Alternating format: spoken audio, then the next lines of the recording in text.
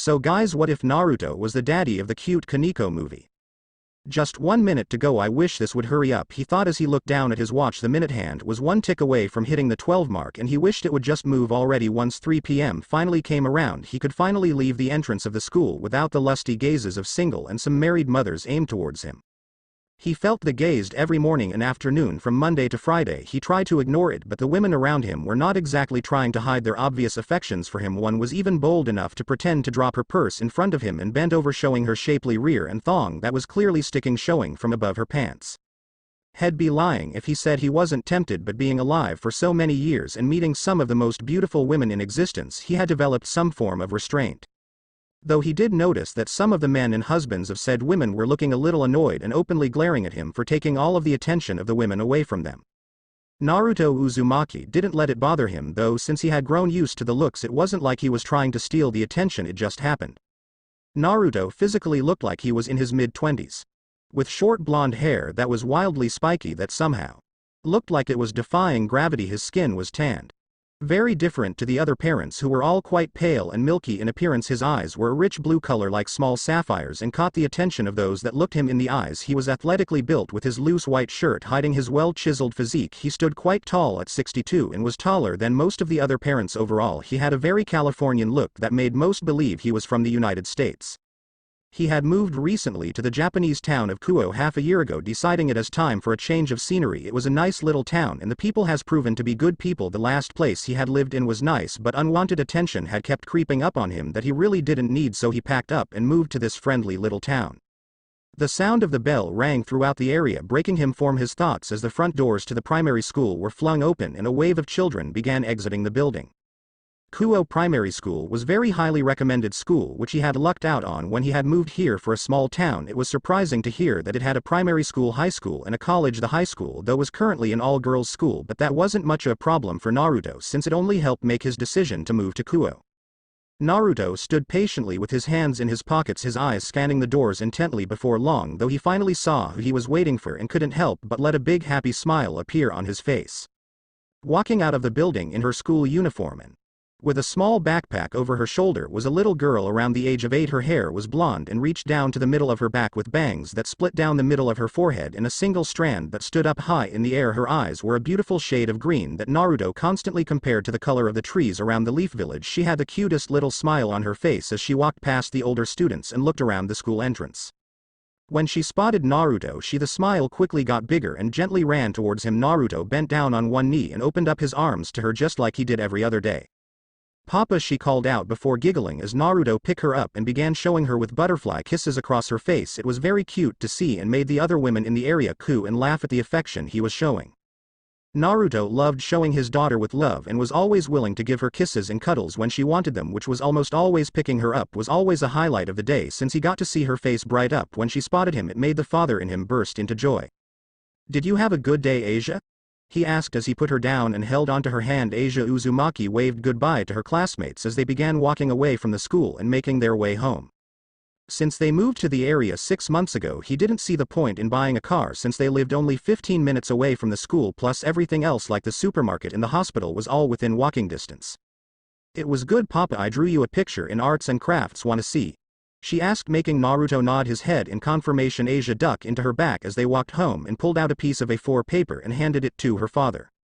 Naruto couldn't help but smile. It was a picture of him and Asia in front of their home with a big cherry blossom tree standing next to the house. They were holding hands and had big smiles on their face with the words "Me and Papa" written underneath the picture. It was drawn in various colors of crayon and was what you expected from an 8-year-old. Naruto's hand gently patted Asia on the top of the head, affectionately drawing a big smile from the little girl. "It's a very beautiful picture, Asia. This is going up on the fridge with the other ones," he told her, getting a big look of accomplishment appear on her face. "You're becoming quite the little artist. I like drawing and Miss Yuki always likes my pictures and gives me a cookie. Do you like Miss Yuki? She seems like a nice person." He wasn't lying. Miss Yuki was a very sweet lady in her early 30s and was quite pretty. Asia took a quick liking to her and vice versa, with his daughter always talking about how nice she was and that Sei was her favorite teacher. Miss Lane too couldn't speak more highly about Asia and express how wonderful a little girl she was. She had even complimented Naruto for raising such a polite, caring and well-mannered little girl who never caused any problems in the classroom. The teachers at Asia's school couldn't help but fall in love with Asia. She was just a joy to be around. Asia nodded her head enthusiastically. Yeah, I really like her, she's really nice. Well, that's good. I would hate to hear my sweet little princess is unhappy with her teacher, Naruto muttered as he squeezed her hand. Did you eat all of your lunch? Yes, Papa, I only left the crust right. I keep forgetting to take those off. I'll make sure I do that for tomorrow's lunch. Asia giggled as she swayed her arms around. It's okay, Papa, I don't mind. I did eat all of my apple though. Good girl, fruit is good for you, so eating all of it means you're going to grow up healthy and strong, he told her, making her laugh and nod her head. 5 a day does keep the doctor away after all, at least that's what I hear. Papa's silly. Asia laughed before squealing in joy as Naruto picked her up and began tickling her in the middle of the street, attracting the attention of the people around him. Isn't that sweet? It's so cute. He's such a good daddy. She is just the sweetest. Listen to that cute laugh. I wish my husband was like that with our daughter. Asia meanwhile was stuck in a laughing fit, twisting her body to escape her father's embrace as he ticked her tummy and under her arms. Papa, stop, it's too twicklish, she called out, making Naruto laugh back in response. Mou, fine, but on one condition, he told her as he stopped the tickling and pointed to his cheek. Asia got the message and blew a big raspberry kiss on his cheek, making him smile big before finally putting her down. The rest of the journey was done in a peaceful silence, with Asia skipping the rest of the way home. Before long they arrived at their home, which was a decent-sized 3-bedroom house in the suburbs of Kuo. It had a nice little garden in the front of the building that Naruto would work on weekday afternoons. Sometimes Asia would help him with the plants, or sometimes would play with the next-door neighbor's young son who was a classmate of Asia's. The two had become quick friends and Naruto would have him over most weekends. He didn't mind that her best friend was a boy since they were only 8 and his parents were nice people. They were very welcoming when they moved into the neighborhood. Though he did make sure to keep an eye on the young boy as he grew up if he thought he could make a move on his sweet little girl. When puberty came around, then he had another thing coming. Asia, dinner's ready. Finish what you're doing later, Naruto called out as he placed 2 plates of chicken rice and dumplings on the table, small bits of steam coming off the food indicating it had only just been made. Coming, Papa, he heard before he heard light footsteps coming down the stairs. Asia entered the kitchen moments later and walked over to the sink where a small stool was waiting for her. She quickly rinsed her hands, making sure she washed with soap like her father had showed her before she jumped down and took her usual seat around the table. Remember to blow on it, sweetie, it's quite hot, Naruto told her before the two took a breath and blew on the food on their forks, cooling it down as they took their first bites. A pleased look appeared on Asia's face as she chewed on the food before swallowing. She made sure to swallow her first before talking. She knew talking with her food in her mouth was very impolite and icky. It's really good, Papa, I am glad you like it. We didn't have much in, so we have to make a food run at the supermarket tomorrow, Naruto explained, which made Asia nod her head happily. Since she had food in her mouth, Naruto had to smile since she had so much rice in her mouth it made her cheeks look like a squirrel. He had lots of practice with cooking, so Naruto knew what his girl wanted. Papa, Asia spoke, can Issei come over to play on Saturday? This Saturday? I don't see why not. Will Irina be coming over too? I haven't seen her this week. I don't think I have seen her father picking her up after school now that you mention it. Irina was another one of his daughter's friends that was in her class and was the one that started Asia becoming interested in God and Christianity. Since meeting Irina, he had noticed Asia had stared praying before bed, thanking God for everything good in her life. It caught him by surprise, but Asia seemed to be getting quite interested in it that he saw no reason for it not to continue. Irina was a sweet girl who Naruto was happy was friends with Asia. Asia was quite shy, whereas Irina was opposite and very confident and outspoken. They were a good combination and he hoped a bit of her rubbed off onto Asia. He had met Irina's father a couple of times and the man was nice enough and seemed to enjoy Asia's presence when she visited. Altogether, Asia, Irina and Issei were a close trio of friends and it made him happy to see Asia had 2 good friends beside her. I am not sure, Papa, she hasn't been in school all week. I think she's sick this week. Oh well, that's a shame. I hope she get better soon. I can phone her home tomorrow and find out if she is well enough to come over on Saturday if you like, Naruto told her, which made Asia nod happily and in excitement.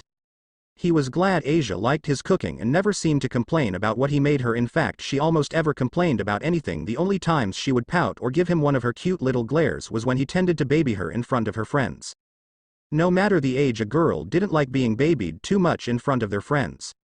Asia enjoyed learning, unlike most children her age who just wanted to play and have fun. She liked it most when Naruto would teach her how to bake cookies and other baking goods. He had made some for her to take into class and share with her class, and it ended up being a big hit. Asia particularly liked cookie with peanut butter inside them and turned into a little fiend when she was near them. Naruto had to make sure he limited the amount of he baked since he didn't want her eating too many too quickly. If he did make too many, he had to hide them since Asia would hunt all around the house for them. She was like a bloodhound when it came to peanut butter cookie. After dinner the two enjoyed a slice of chocolate gâteau each for dessert before they retired to the living room. Asia didn't have any homework to complete, so they settled with getting a large piece of A5 paper out of Naruto's office along with some paint and brushes. Asia was delighted and quickly began painting a large castle in the middle of the paper. "Shall I add a moat to the castle, sweetie?" "Yeah, and put crocodiles in there too." "Why crocodiles? I didn't think crocodiles live in castles." "They don't live in it, Papa, they protect the princess who lives in the castle," Asia explained, looking at Naruto with a confused expression. "Oh, how silly of me, of course not," he replied before drawing the crocodiles into blue paint which represented the moat. For the rest of the evening the father and daughter duo happily painting and drew various pictures that Naruto had promised he would find a place to hang up. Most likely his office was going to be turned into his daughter picture room at the rate these pictures were being made. But hey, if it made Asia happy, then he supposed he could live with some added color in there. "Evening, did you brush your teeth properly? You know I can always tell when you haven't," Naruto asked as he pulled the duvet covers of Asia's bed to the side. The little girl nodded her head in confirmation as she walked into her bedroom, rubbing her eyes as the long day began to catch up to her. She let a low yawn just to add to how tired she was, which made her father coo at her. She looked very cute in her purple pajamas, which had a picture of a red star in the center of it. Her favorite fuzzy white slippers were keeping her feet warm, and he knew she would be wearing them to bed. She was very attached to her fuzzy slippers. Apparently the woman who sold them to him said all girls needed a good pair of fuzzy slippers. Her room looked like a little girl wall with light yellow walls and plenty of cute and cuddly stuffed animals decorating various places around the room. Some of her paintings were on the walls with a big white wardrobe set up near the window. It was very tidy and orderly, something Naruto was inwardly grateful for. "Yes, Papa, I did. I rinsed too," she told him as he gently pulled off the small silver cross necklace that was around her neck. Naruto gently put it on the bedside table right beside her lamp where she could see it. He lifted her up, amazed at how perfect she could still fit in his arms, and placed her down in her usual spot on the bed.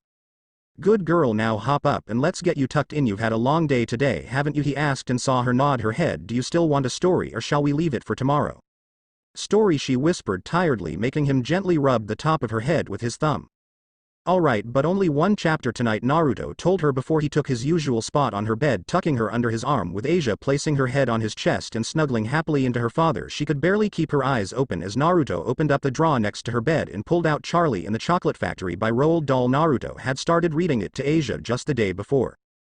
In the evening after he had finished his supper, Naruto read as he began reading the chapter. He enjoyed this time with his daughter since Asia had always enjoyed it when he read to her. The sound of him reading always managed to lull her into a peaceful sleep. Hopefully he could keep doing so with the next few years before Asia became a teenager.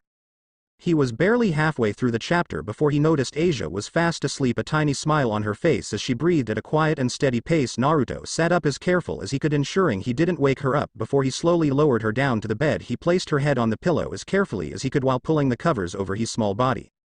"Good night, my sweet girl, have wonderful dreams," he whispered as he smoothed down her hair and placed a fatherly kiss on her forehead. Before he stood up he quietly left the room, making sure to leave her nightlight on before closing the door shut. Naruto's head lay against the wood of the door for what felt like forever before he eventually lifted his head away, showing his eyes were now a lot more focused and far colder and older than he would ever show Asia. He walked slowly across the hallway before he walked down the stairs. Traveling down he saw the front door was wide open, something he had heard open while he was reading to Asia. He didn't say or do anything at the time since he didn't want to frighten Asia. He wanted to wait before he acted. Stepping off the staircase he gently shut the door before he brought up his hand into the Torah symbol. Fuin, a brief symbol appeared on the door of the house before quickly disappearing. He didn't want what was about to happen to be heard by those outside and living in the surrounding area. Lifting up his hand again he did the same thing again and activated a silence and locking seal of Asia's bedroom, ensuring nothing happened to her and she too was spared from the noises. Walking down the hallway and entering the living room, Naruto wasn't surprised to find 5 people standing there, all covered in black cloaks and covering their face with hoods on their backs. However, quickly indicated to Naruto who they were and explained then negative feelings he felt from upstairs. A set of dark wings was proudly displayed on their backs, each easily as large as their bodies and took up a lot of room.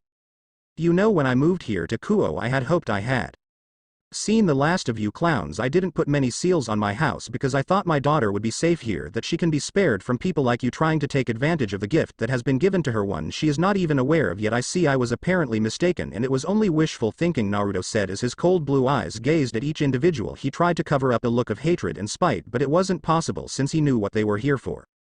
"What? Got nothing to say, fallen angels?" he asked as he closed the door behind him, blocking the way out for the intruders who just stood there not moving. He knew full well what they were. They were beings who had fallen from the grace of God, the God of Christianity, due to having impure thoughts that divert them from the teachings of the God in the Bible. He had kept tabs on them for years in the off chance something like this had ever happened. He knew of the Grigori and knew quickly they had not sanctioned this surprised raid on this home. The leader of that organization would not have been foolish enough to send 5 low-level grunts to his home. It meant these fallen angels had either gone rogue or they were working for someone who didn't take orders from the Grigori. "We want the girl, give us to her, and we might decide not to kill you," the one at the front said. Simultaneously, long spears of light appeared in the hand of every single fallen angel in the room, and all were aimed at Naruto. Naruto, though, looked at them unimpressed and showed no sign of fear or nerves. In fact, he just rolled his eyes as one of his hands went into his pockets. "You will never get your hands on my daughter, then we will take her from you," another said as his wings spread out even further, and Naruto watched as he pushed off the ground. The fallen angel must have had the bright idea to smash through the ceiling and go into Asia's room to take her. However, instead the fallen one ended up slamming into a pale blue wall shield that appeared all around the room and along the ceiling. "What is this? What kind of magic is this?" the fallen angel asked as he glared up at Naruto. "It's not magic, it's charka," Naruto explained before all the fallen angels suddenly slammed to the ground front first as a powerful aura suddenly hit them. Naruto's eyes struck fear into the 5 beings as their light spears broke away while small cracks appeared in the chakra wall around the room. "Let me explain something to you. I have met many of your kind in my years alive, and most have ended up on the bottom of my shoe. There are very few of you I actually like, and even fewer that I would ever allow to come near my daughter. Now you just barge into my home and demand that I hand my sweet, beautiful and innocent daughter over to some scumbags like you? We were just following orders," one gritted out as they all began losing the ability to breath from the pressure. Naruto crouched down and stared into the eyes of everyone of the fallen angel. "And whose orders would that be?" Naruto asked, but wasn't too surprised to find none of them were talking or giving up. "Who told them to make this big mistake?" He just shook his head in disappointment. "Your biggest mistake was coming here tonight," Naruto added. "This wall you see around you, it wasn't made to keep me in here with you. No, in fact, it was made to keep you in here with me." The pressure suddenly disappeared, finally allowing the fallen angels to get back and face the man in front of them. More light spears appeared in their hands and they all went to strike the father of their objective. Naruto beat them to the punch, though, as he threw his hand over and slammed into the face of the leader of the group. Almost immediately dark branches burst out of the back of the mon's head, completely destroying the head and making the body fall to the ground lifelessly. Blood splattered all over the room and across the carpet, which made Naruto sigh. "Ah man, that will be a pain in the ass to get out." He then looked up to see the petrified looks of the other fallen angels and saw them trying to slowly back away. Naruto just stared at them unemotionally before he lifted his right arm. Wood style cutting technique as quick as one could blink. His right arm suddenly became a large swarm of sharp, tough branches that raced through the air as quick as lightning. The other 4 fallen angels didn't stand a chance as the branches ran right through their bodies, impaling them right through and lifted them into the air. They were swung from side to side, slamming against the walls as screams and yells of pain and terror echoed through the room. The pain was unimaginable as their bodies were destroyed. Above in her room, Asia continued to sleep peacefully, completely unaware of the massacre her father is currently performing to her would-be kidnappers. The little smile on her face got a little wider as she enjoyed sweet dreams. "Okay, I think I have played with you enough," Naruto muttered harshly before loud snaps could be heard coming from the intruders. The branches that impaled them had wrapped around their spines and with one swift movement had snapped them, making their bodies go completely limp and lifeless. The branches began to recede, leaving their bodies and letting them drop to the ground with harsh thuds. The living room was a mess with blood covering every inch of the decorations and sofas. More blood continued to leak into the carpet as the smell began to hit his nose. Naruto wasn't bothered since he had grown accustomed to the smell over his many years alive. "Ah, Asia won't be too happy," he whispered when he saw some of the blood had gotten on the pictures they had made from earlier. He would have to come up with some kind of explanation later. Stepping over the bodies, he took a seat on his couch and ran a hand through his hair. It all happened so quick he almost got a head rush. Naruto had closed his eyes for just a few moments before opening them and finding himself in a completely different room, with him sitting in a large circle with various candles around the room. The rest of the room was covered in darkness. Despite this, he knew he wasn't alone since he had been in this spot many times before.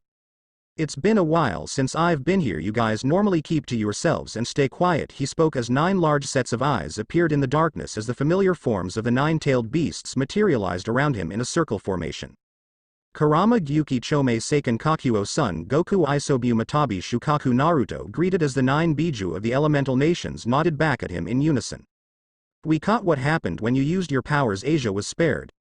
Gyuki spoke first as the 9 stared at Naruto in unison. They had been sleeping for some time and Naruto using the Mokaton had woken them up in time to catch the deaths of the fallen angels. The 9 chakra monster all had a soft spot for his little girl.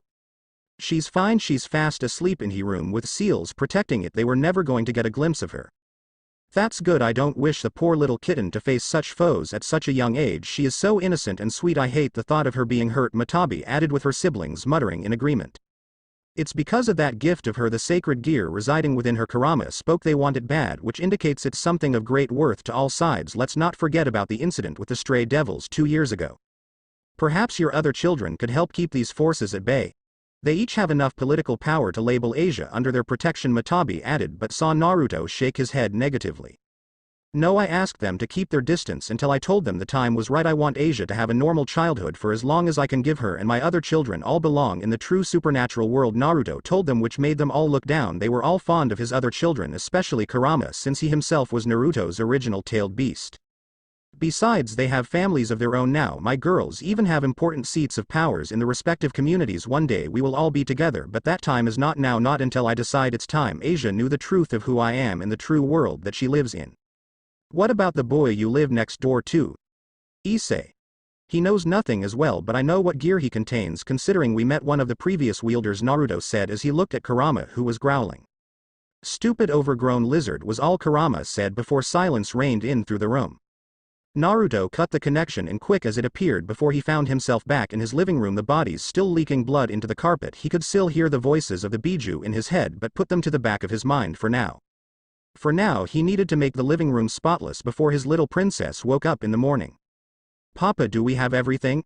Asia asked as she ran into the kitchen wearing an adorable pale green sundress with ballet flats. It made her look utterly adorable, even more so with the pleased smile on her face. Her father was stood in front of the oven wearing a white apron, staring through the tinted glass to check on how the treats he was making were coming along.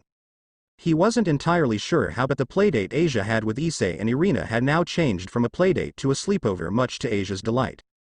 Issei's parents had told him they had planned a night out for themselves, and instead of hiring a babysitter they asked Naruto if he could have Issei for the night. When he agreed, Irina's father had caught wind of it and Irina had begged to go too. Naruto didn't have the heart to decline Irina, so he said yes to her as well. Now he had to keep 8 years old occupied for the day. He was feeling confident. We do, sweetie, the last batch of cookies are in the oven, it won't be long now, Naruto assured her as he ran a hand through her hair. You want me to braid your hair while we wait for them to finish?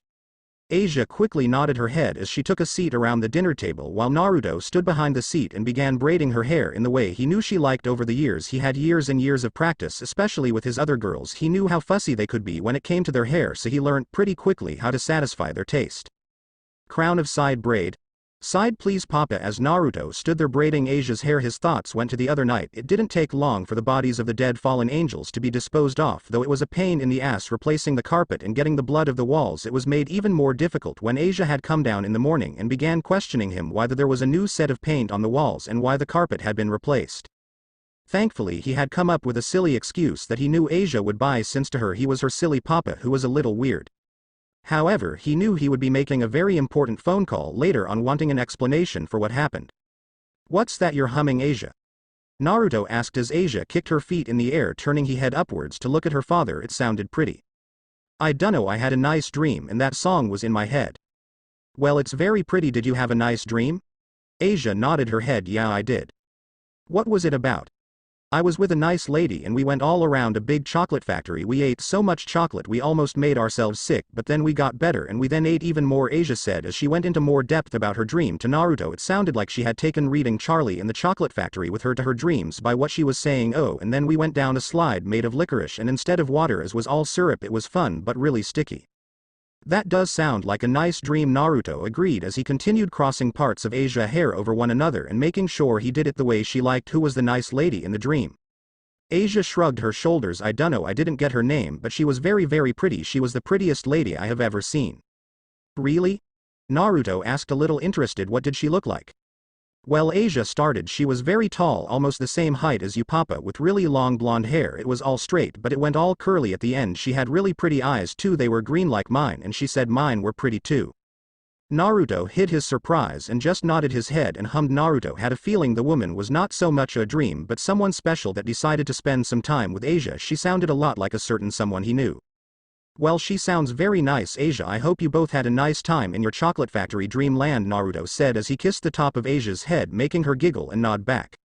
Naruto looked up at the sky from outside the window and stared up at a few of the white clouds that decorated the sky. Now you're just showing off, he whispered, and could have sworn he had a light laugh through the air in response. Heaven unknown to most, a pair of green eyes the same shade as Asia's stared down at Naruto and Asia as the father and daughter duo chatted through a small portal in the air. Beautiful light blonde hair went down her back as she lay on her front and kicking her feet up in the air. Her white dress was tight around her body and showed a lot of cleavage, likely blinding any male that saw her as she was. She listened to Asia tell her story and began to describe her getting a sweet smile on her face when she was called pretty. Then she watched as Naruto turned his head and stared straight up at her as if knowing she was there and was watching them. Now you're just showing off, she heard him say, which made her laugh. Only around the two of you, fishcake, she said to herself before placing her head in the palm of her hand and just continuing to watch the father-daughter dynamics from afar. She was already beginning to think up other dreams to spend time with Asia in. Uzumaki residence. Alright, I think we are all done, Naruto told Asia as he clapped his hand together. Asia jumped off the chair and ran a hand down the braid going down her right side. She smiled happily and quickly her father around the waist and looked up at him. Thank you, Papa, I love you too, Asia. Naruto responded back. The sound of a timer went off in the kitchen, alerting Naruto over to the oven. The cookies are all done. Chocolate chip? Asia asked with Naruto nodding his head in confirmation. Peanut butter ones too. Naruto got a sly smile on his face, leaving her in suspense as he went silent. Asia's eyes and mouth got bigger by the second, fear growing that her father had forgotten her most favorite goodies in the world. If he had forgotten, then it would be a disaster. Chocolate chip cookies were good, but they just no good in comparison to peanut butter ones. Before Asia could say anything though, Naruto began chuckling and pulled out a Tupperware box from one of the drawers containing 24 cookies. I made them last night. Yay, thank you, Papa, Asia thanked as she threw her arms in the air in joy, happy that her favorite treats would get served. She planned on eating a whole dozen of them, they were just so good. I know what my little girl wants, Naruto replied back just as the doorbell rang. Asia's face lit up even more in joy as she skipped towards the front door with Naruto trailing behind after he put the freshly baked cookies out on the table and took off the white apron. With the door pen, it revealed a young boy the same age as Asia with short light brown hair that had a tiny pony flick at the back that stuck out his eyes. Like his hair was light brown as well, and he wore a red shirt with dark blue shorts and a rucksack on over his shoulder. Like Asia, he had a smile on his face when he saw his friend and even had a tiny tinge of red on his cheek when Asia hugged him. Issei, you're here. Hi, Asia. Naruto smiled at the two kids before looking up at Issei's parents. He could easily see the similarities between them and their son, with both having brown hair and the same skin tone. Hello, Hiro. Hello, Sarah. Hello, Naruto. Thanks for doing this, Sarah said as she kissed her son goodbye and ushered Issei inside with Asia, who quickly taking Issei into the living room. You don't know how grateful we are. Oh, that's fine. What are neighbors for? Besides, you know, Issei is welcome over here anytime. Yes, he and Asia have taken a real shine to one another. I am glad he has a friend like Asia. I can tell she will be a good influence on him, as will Irina, I am sure. The parents laughed. Well, I am glad you both think so highly of Asia. I was worried about her starting a new school, but she and Issei along with Irina became friends pretty quickly, which I am thankful for. Well, Asia is just the sweetest little girl I have ever met. You've done well with her, Sarah added, making Naruto scratch the back of his head in embarrassment. A cough from Hiro broke the brief conversation, showing that they were in some kind of hurry. Everything Issei needs is in his backpack, with a new set of clothes for tomorrow and a set of pajamas for tonight. He has some snacks in there too that he can share with Asia and Irina. If there is anything we have forgotten, you have our front door key and our mobile number, Sarah explained as Hiro nodded to everything his wife just said.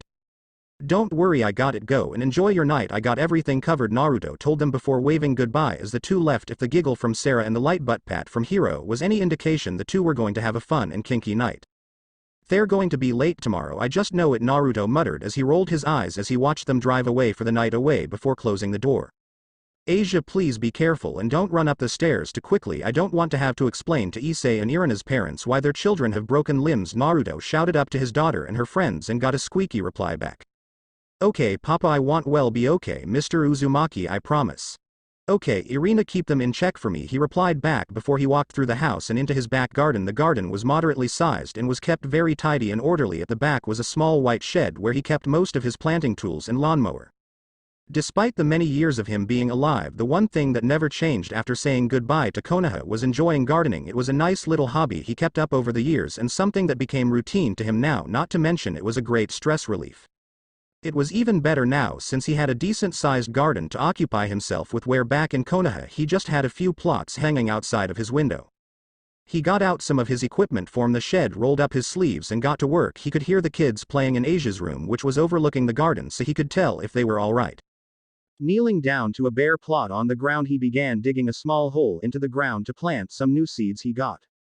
He was sent them from one of his daughters who was visiting Tokyo last month on business. She had spent some time there and told him he needed to have a sakura tree in his garden. The beauty of cherry blossoms was something of sheer amazement, and it brought so much color and warmth to any home. He knew Asia would like it too, which was a plus. Not only that his third daughter sent him some from her home in Romania, he didn't see her very often but treasured every gift he got. She had sent him some dog rose seeds, the national flower of Romania. They would go great being scattered around the sakura trees once it grew large enough. His children were very busy people, so any gift or contact from any of them was great appreciated and loved by him.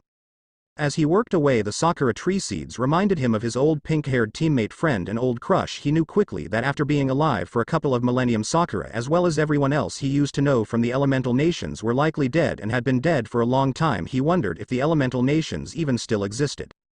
He had tried many times to find a way back to his original home, but however he ended up in this world was a one-way trip only and landed him in the middle of nowhere. The only thing he was thankful for was the tailed beasts going along the ride with him. He would have never understood what had happened to him if God and the first angels hadn't found him and helped him adjust to the world. "No, Issei, you're supposed to bow to the princess. Curtsying is what girls do, silly," he heard Irina say, along with the giggling of his daughter and embarrassed laugh of the brown-haired boy. Naruto couldn't help but smile and chuckle with them. They were a good group of friends. They were all quite a special group of kids too. He knew were sacred gear wielders, but he could sense a strong holy aura around Irina. He noticed it the first day he met her, which proved heaven in the church and an interest in her since her father was religious too. It wasn't too surprising. He had briefly seen a holy sword hanging up in their living room when he went to pick Asia up once. He thought maybe Irina being around the sword caused her to have such a strong holy aura around her, but he knew it was more than that. One of the big honchos from heaven had an interest in Irina and they were keeping watch over her.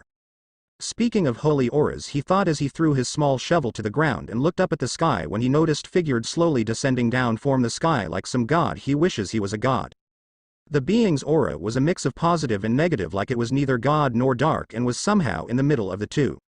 Naruto just stood on his knees as he watched the person come down from the sky. The person was male with tanned skin and wore a smile with a wicked look to it, as if thinking he was some kind of rock star. His hair added to that since it was shaggy and was black with blonde bangs. His eyes were various shades of purple depending on how and when the light hit them. He was fairly tall at 6'1" with a slim athletic build and looked to be in his mid to late 20s, wearing a dark purple jacket and black pants. On his back were 12 black wings, just like the intruders.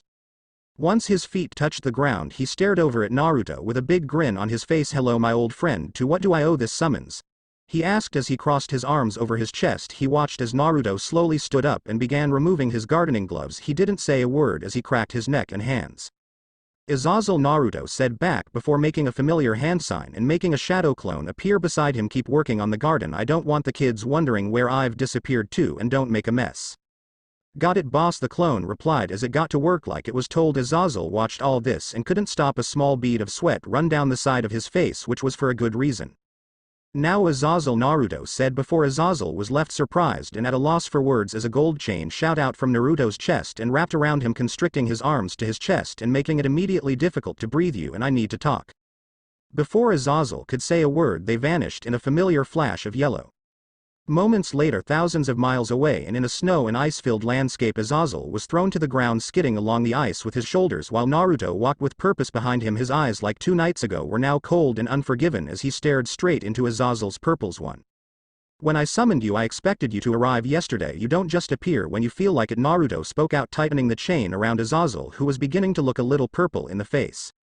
"Right, got it," Azazel muttered out before Naruto let the chain loose and made it disappear back into chest. His face didn't lose its cold edge and just crossed his arms as he stood a few meters away from the leader of the fallen angels. He wanted answer and he was going to get them by any means necessary. "What's this about, Naruto?" Azazel coughed out as he slowly began to stand up, a more serious look appearing on his face. He could tell the blonde was in no mood for games right now, and he knew better than to act like an idiot when the man in front of him was being deadly serious. "Did you order a kidnapping of my daughter? On Asia?"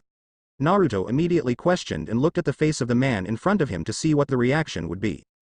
He got an immediate answer back as Azazel quickly shook his head. No way, I am not stupid enough to risk something like that, Azazel told him, yet Naruto saw a surprised element to his face.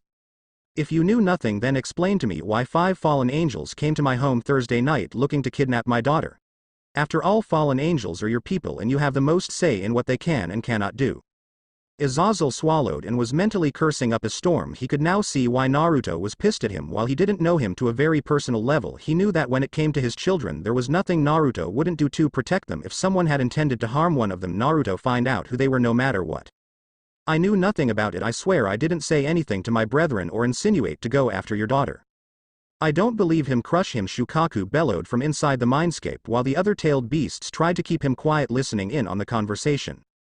Then explain to me how this happened. Explain to me why 5 of your brethren decide to pay my home a visit on a suicide mission. Is it something I've done? Is there something I am missing? Because I am at a loss right now. Azazel shook his head again. There is no reason why they would come to your home. Few know about you and even fewer know what you can do, and those that know you, they know what you're capable of. Naruto didn't let anything cross his face but thought it over and knew that was true. In a sense, he had made many friends and many enemies, but very rarely did his enemies try anything against him. As true as that might be, I also know how driven and obsessed you are when it comes to sacred gears, Naruto asked as he zeroed in on Azazel. I don't know what Asia contains, nor do you, but I bet a part of you would love to find out. See what gear is ticking away inside my daughter. Wouldn't that be reason enough for someone like you? I would never do such a thing, not to someone as young as your daughter, Azazel justified, but Naruto still didn't look convinced. Fallen angels in general left a bad taste in his mouth when having dealt with them in the past. I am many things, but I am not someone who harms children or tries to rip them away from their homes and families. Then if you didn't, then perhaps I should have words with the other members of the Grigori Barakiel, or Shemazai could provide some light on this, given they are your close confidants and friends. Leave them out of this, Azazel asked with deadly tone underlying his words. I have the utmost trust in them. They would never order an attack on a child Barakiel, especially given he has a daughter himself. Look, I don't know anything about this attack, but I can at least try. I have my own network I can use who should be able to provide some light on this. If a fallen angel did order this attack, then I will find out. Have you seen any indications of your own deciding to get out from under your thumb lately? Any new enemies? None that I know of. Everything else is the same. The only one who has been making a bit of noise if Kokabiel, but he would never try and branch out like that. He doesn't have the stones to do so. Naruto narrowed his eyes at the leader of the Grigori, a look that made Azazel mentally ready himself for another attack. Instead, however, Naruto threw a triple-pronged kunai a few feet from where he was standing. Azazel picked it up and looked at it intently. He had seen them before, like so many had done, but never up close. He couldn't help but admire the craftsmanship. If you find out who you will call me with that kunai, just throw it on the ground, Naruto told him before he started to walk away. Azazel guessed the conversation was over given he was now being ignored. Before Naruto was about to leave, he turned his head and gave Azazel one last frosty glare. If you call me for anything other than this, I will physically remove those wings on your back and shove them down your throat. Azazel gave a quiet squeak at the though before Naruto disappeared in a yellow flash, leaving the fallen angel in the middle of the frozen wasteland before he too left by taking off into the sky.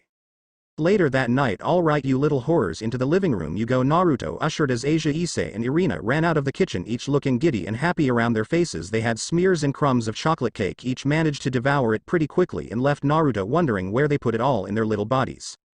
Have you chosen what movie you want to watch?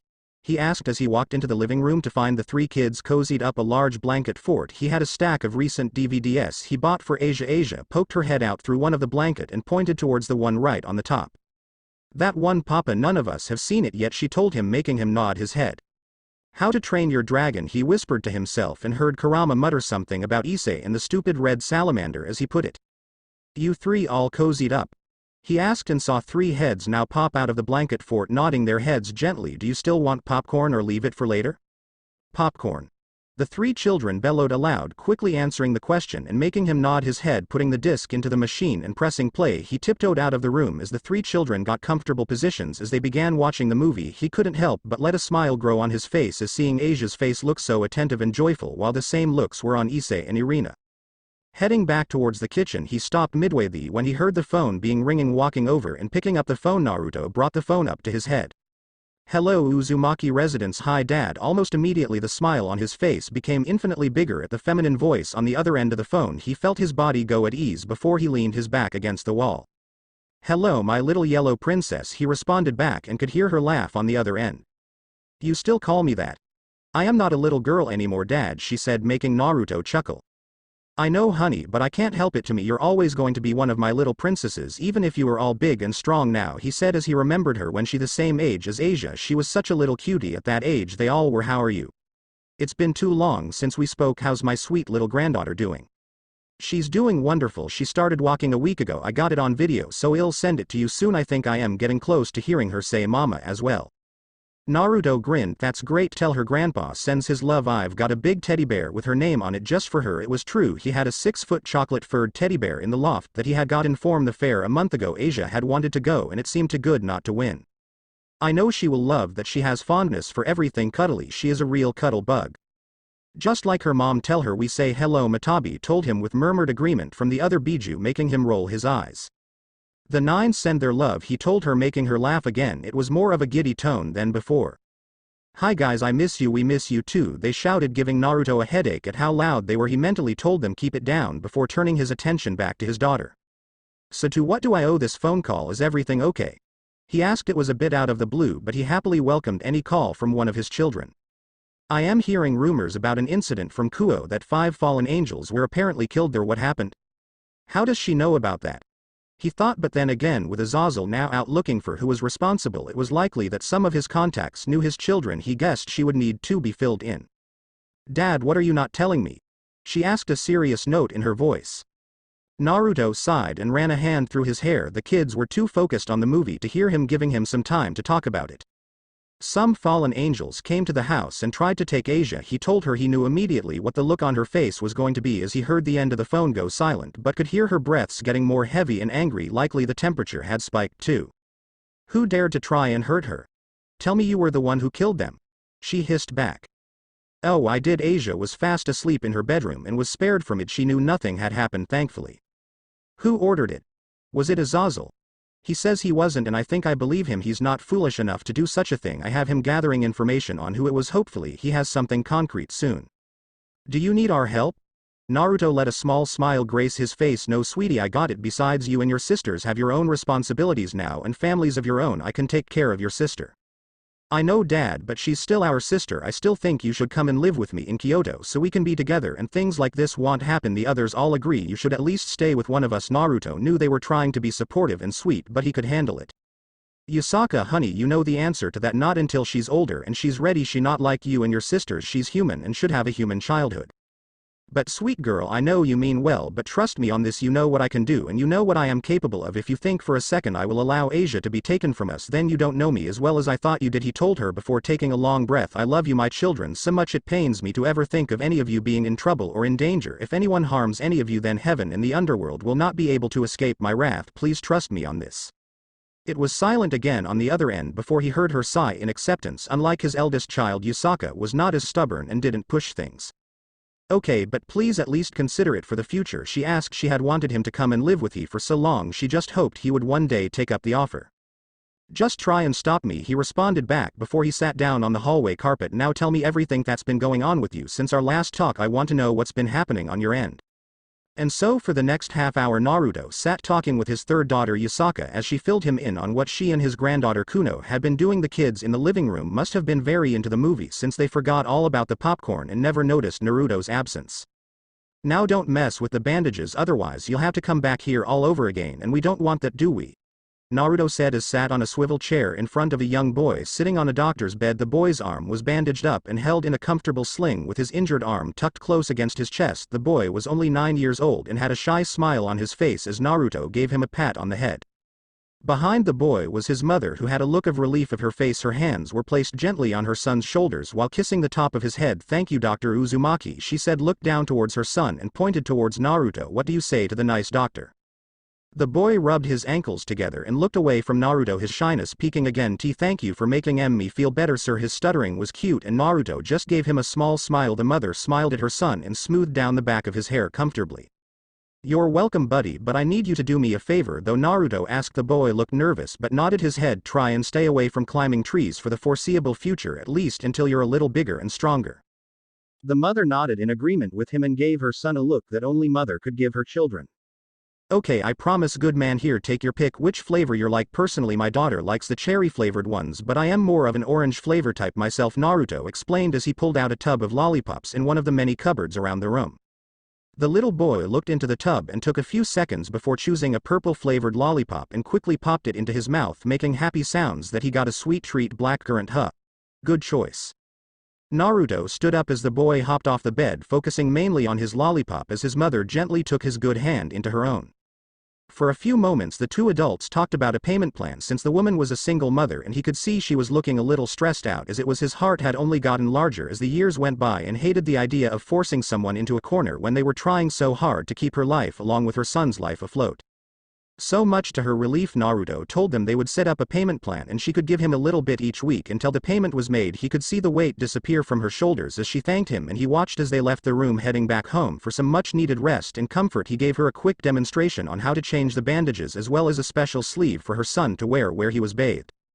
Naruto, no matter how many times he helped people in the past, always got a warm feeling in his stomach when he helped people. He never expected anything back. Their thanks was more than enough. Hana, is there anyone else? He asked as he stuck his head out of the door and looked towards his assistant, a young brown-haired girl in her early 20s who had joined his clinic a few months ago to help gain experience to one day become a doctor.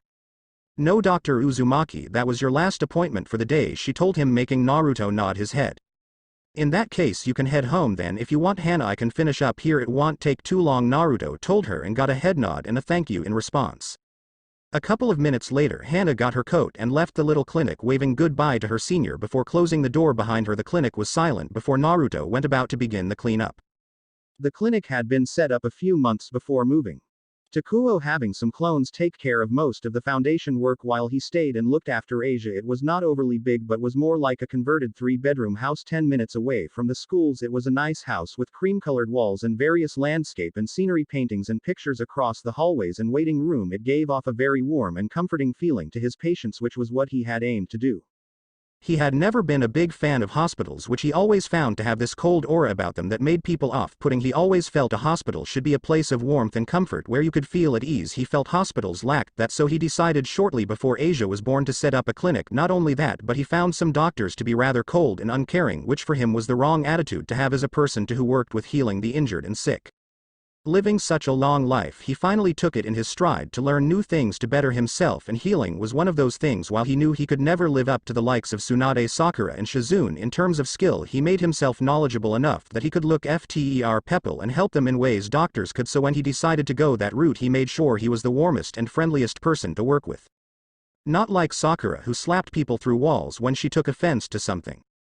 While he didn't go to college or gain a PhD like humans normally went about becoming a doctor, he used his vast connections to help him in that aspect and eventually aided him in setting up his clinic. Plus he had one thing none of the human doctors had, and that was chakra. He was able to recreate Tsunade's healing palm technique, which took him an annoyingly long time. You'd think he would be able to learn it quickly given he was able to do things like give people their eyes back, but it required such precise control and concentration that it took him a little while longer to learn to a decent degree. He had to tip his hat to Tsunade, Shizune and Sakura. When you have those kinds of friends in high places, it paid to use them every now and again. He set up his first clinic in London, England, where he was living at the time, and now some years later he had 4 clinics altogether, 1 in the United Kingdom, 1 in Italy, 1 in Kyoto and 1 in Kuo. He visited each from time to time, since those that ran the other clinic for him were part of the supernatural world, allowing him to simply Hiraishin to the location. It was nice because it meant he could make his own hours, he could spend plenty of time with his daughter, and it allowed him to be part of human society once again, since he had left that community a long time ago and rarely associated himself with humanity until Asia was born. When Asia was born, they lived in Italy for the first 8 years of her life before picking up and moving to Japan, where they have been ever since.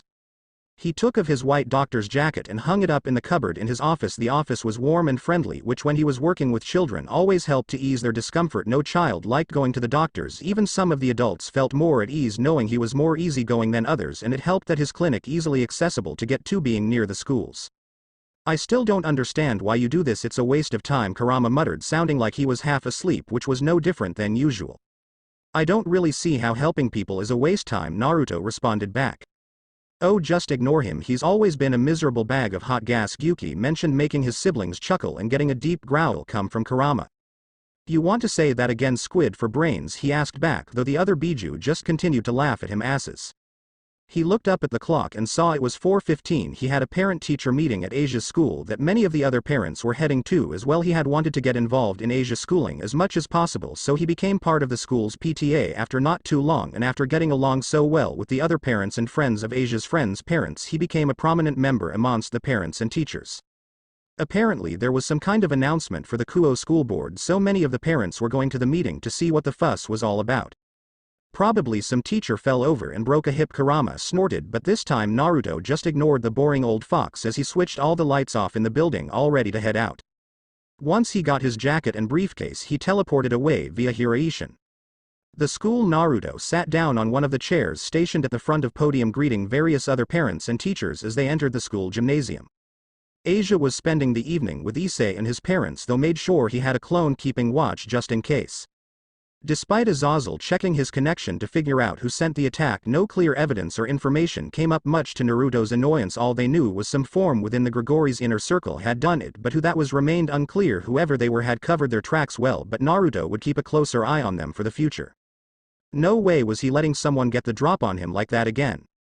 Once everyone had arrived, Naruto watched as the principal of the high school take the stage. The elementary school, high school, and college were all linked together and pooled their resources together to help better educate their youngest students to their older students. Most once finishing one would go on to learn at the next level of schooling, and it made Kuo's school system very popular in Japan. Good afternoon everyone, thank you for all being with us today on such short notice, the man replied to them as he took the podium. He watched as the last few parents took their seats before he started speaking again. I have called this meeting today to make two big announcements. First, I would like to announce we are welcoming a new member to the school board, he announced as everyone shot their eyebrows up in surprise, now understanding how serious the meeting was. As of 2 days ago, he has joined as the newest administrator for the Kuo High School. The door to the opposite side of the room opened and caused Naruto's eyes to narrow and his fists to clench together tightly. Walking towards the stage was a man no one recognized, and couldn't recall seeing him around the town. He looked to be in his early 30s with long scarlet red hair that gave him a very exotic look to him. He was fairly tall, taller than most of the Japanese males, and had pale blue eyes that were a much lighter shades than Naruto's sapphires. He wore an emasculate and expensive white tailored suit that must have cost more than what most people make in a year. He had a small red goatee on his chin and had a calm aura about him as he walked into the room.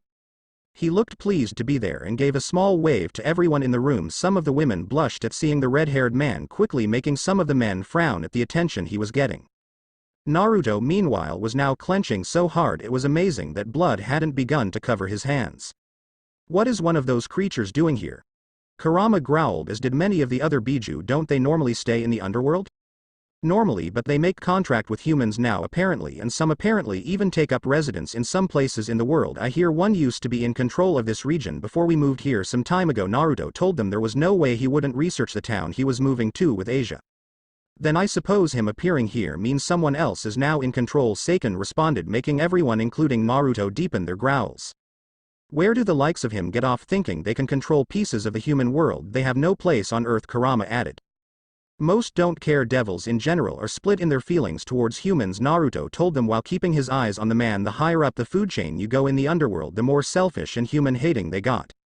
He wasn't sure what to think of devils most of the time. Few knew of him, and those that did were mostly dead, long gone after the war between the three factions. Sure, there were a few that had tried their luck with him, but none lasted too long before he sent them straight back to the underworld. He didn't like how some of the noble devils of the underworld believed they could own territories in the human world. He didn't see what right they had to do such a thing.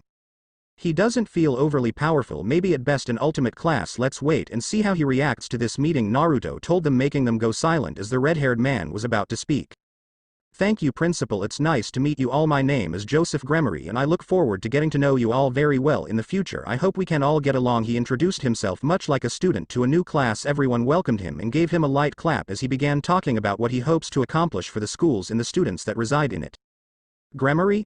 Naruto thought, looking closely at him he could see the similarities that he had heard about for the members of House Gremory, which was one of the pillar houses of the underworld. So this guy is one of the leaders, the great devil houses. Lord Gremory, I assume. He doesn't look too impressive, Gyuki answered back before listening back in. Do you have children too? A voice asked and everyone saw him nod his head in confirmation.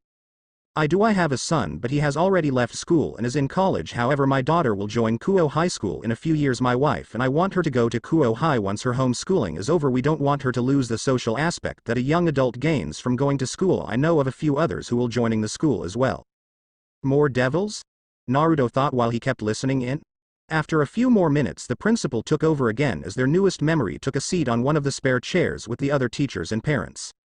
The second announcement I would like to make was actually made by our Mr. Gremory here. At first I was conflicted since it would mean a big change will happen, but I can now see that the positives will outweigh the negatives. Therefore I would like to announce to you all that it has been decided by the Board of Governors that Kuo High School will no longer be girls only and will become a co-ed school.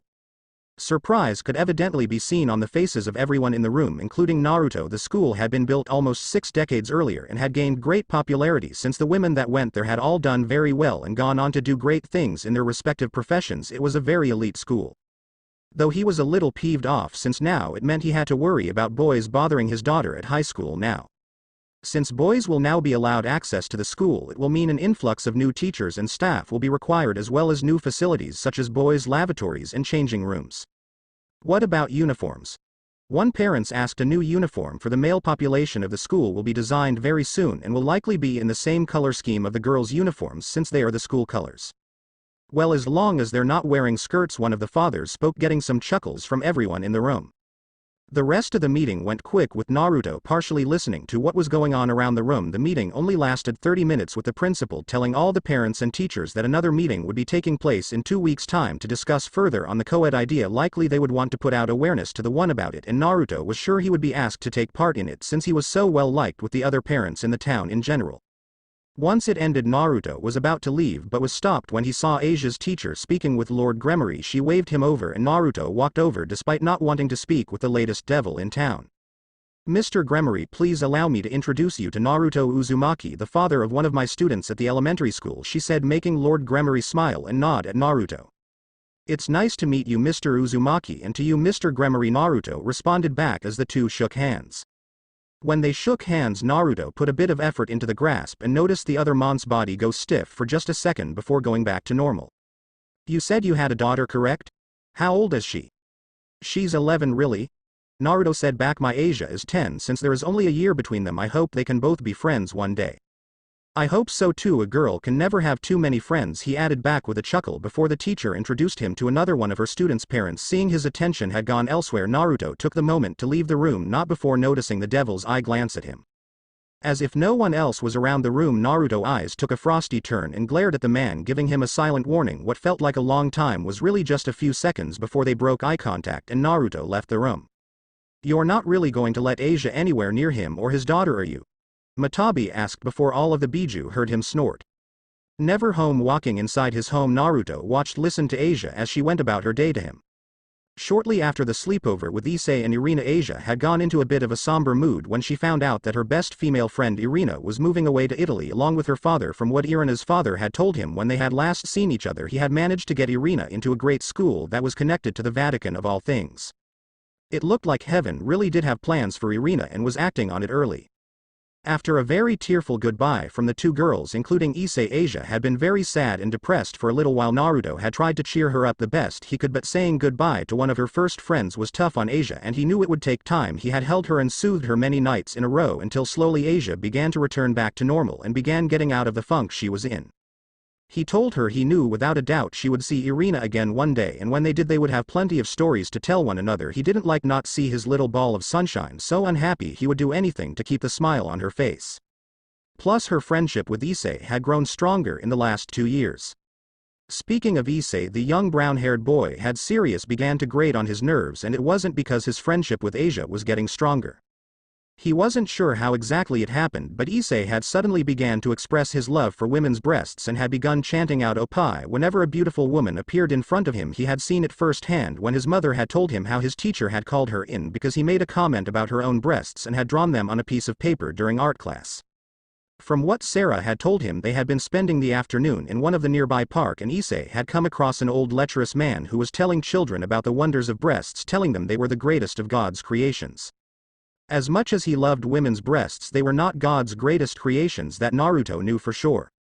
Unlike the other children who had luckily managed to ignore his words, the only person who took his words to heart was Issei, and it awoke Issei's perverted nature. Naruto wasn't happy about it and he would have preferred to keep Issei as far away from Asia as he could, but he knew how much their friendship meant to Asia. He didn't want to hurt Asia by taking away her best friend, so he left it be for the time being. Do you have any homework, Asia? Naruto asked as he hung up his coat and put it away while helping Asia with hers. She looked the same as she did, only now was a little taller and her hair had grown out a little more. She was still very much her father's little girl. No papa, I finished it at Issei's, she replied, giving him her usual sweet smile that made him smile back. Alright then, go get changed and I'll start dinner, Naruto told her, making Asia nod back.